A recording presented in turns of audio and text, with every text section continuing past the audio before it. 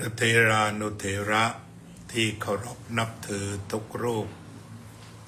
เจริญพรท่านสาธุชนพุทธบริษัท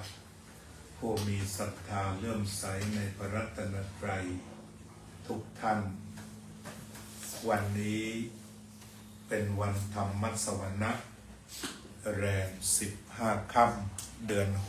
6เนื่องจากปีนี้เป็นปีอธิกมาสวันเวียนเทียนก็เลื่อนไปเป็นขึ้น15 ค่ำเดือน 7นั่นคือจากนี้ไป15 วันวันนี้อาตมาภาพรู้สึกปลาบปลื้มปีติเป็นอย่างยิ่ง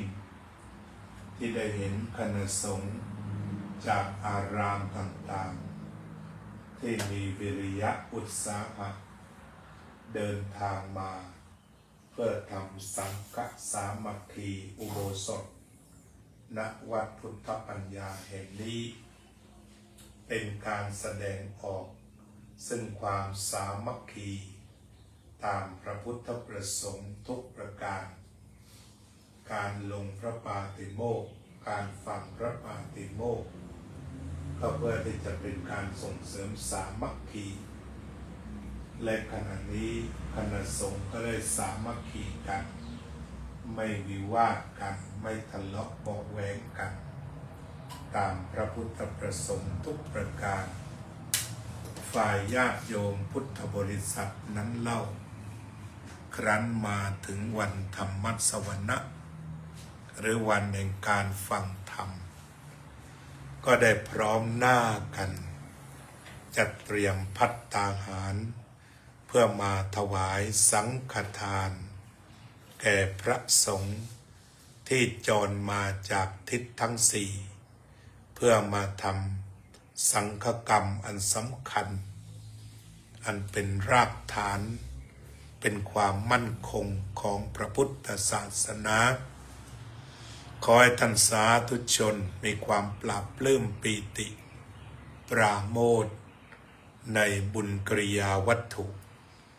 3 ประการวันนี้คือการให้ทานสมาทานศีลและ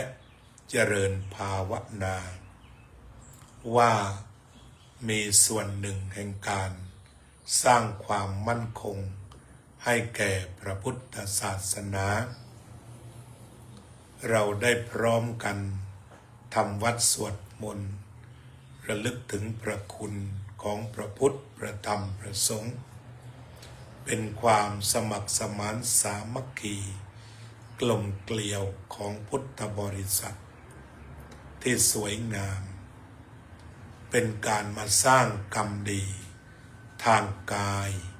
ทางวาจาทางใจความจริงแล้วกิจกรรมทุกท่านที่ทำขยายไปได้อีกเยอะทะลุไปยังไวยาวัจจะไมยช่วยขนขวายดูแลจัดสถานที่เป็นระเบียบเรียบร้อยสวยงามไปสู่ธรรมัสวรรณไมยคือได้ฟังธรรมไปสู่ความอ่อนน้อมถ่อมตนกับผู้หลักผู้ใหญ่กับประสงค์อันเป็นเหตุให้เจริญด้วยอายุวันนะสุขะพละตามที่พระมหาเถระทั้งหลายได้ให้พรแก่ท่านสาธุชนทั้งหลายสืบมาว่าอายุวันนะสุขะพละจะเจริญแก่ผู้มีปกติกราบไหว้อ่อนน้อมถ่อมตนบัดนี้ทุกท่านก็ได้ปฏิบัติได้อย่างดีแล้วได้อนุโมทนาความดีของกันและกันได้ฟังธรรมได้ทำความเห็นให้ตรงได้มีความปราบปลื้มปีติยินดีได้บุญเป็นอันมากได้ส่งเสริมพระพุทธศาสนาได้บำรุงพระศาสนาถวายความสะดวกให้พระสงฆ์ได้ปฏิบัติธรรมตามพระวินัยเพื่อความมั่นคงของพระพุทธศาสนา ขออวยพรให้ท่านสาธุชนทั้งหลายได้รับประโยชน์ทั้งปัจจุบันและอนาคตได้เจริญงอกงามในธรรมะพระตถาคตกิเลสลดใจสบายคลายร้อนรนให้พ้นทุกข์พ้นโศกพ้นโรคภัยกระทำการใดๆสำเร็จผลมีความสุขท่ามกลางญาติและฝูงชนไม่ยากจนมีทรัพย์พอกอสุขสาธุสาธุสาธุกล่าวคำถวาย